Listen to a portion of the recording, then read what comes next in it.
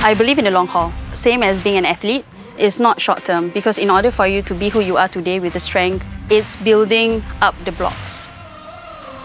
My name is Azurah. I'm an athlete and an activist.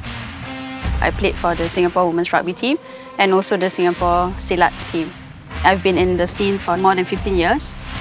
I fell in love with the sport. It challenges you, both physically and also mentally, in the sense that it's not just running into a brick wall, you got to find a space. The activism part, because of how I grew up, my granddad had a farm. I was exposed to growing your own food, sustainability, everything has a holistic approach to it. It's amazing when you can see things that grow from, for example, a seed to into something that actually feeds you.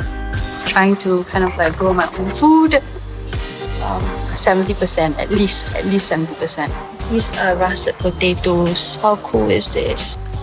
We've taken so much from Earth. I feel that now it's time for us to kind of like give back as much as we can. It's very hard to say zero waste, but when we take the little steps, it'll make a big difference.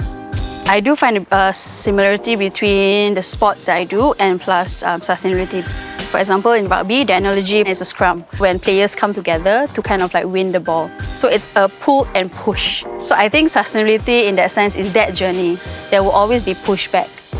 When I first spoke about, for example, recycling 10 years ago, people just don't think it exists. It's very irrelevant back then. So I guess the pushback is that you got to kind of like keep on pushing. At the end of the day, right, when you start that conversation, eventually they'll pick it up and they'll remember.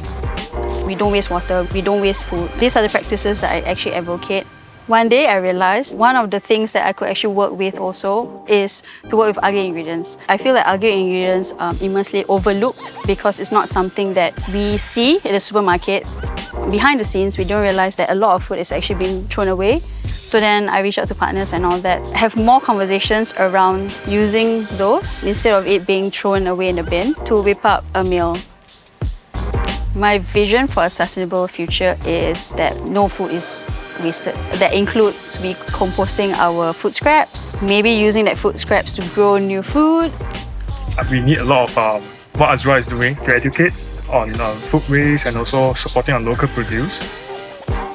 We have serious threats like polluted waters and even the rising sea levels that will affect Singapore greatly. Change needs to happen now because it's long overdue and it's closer to home than you think.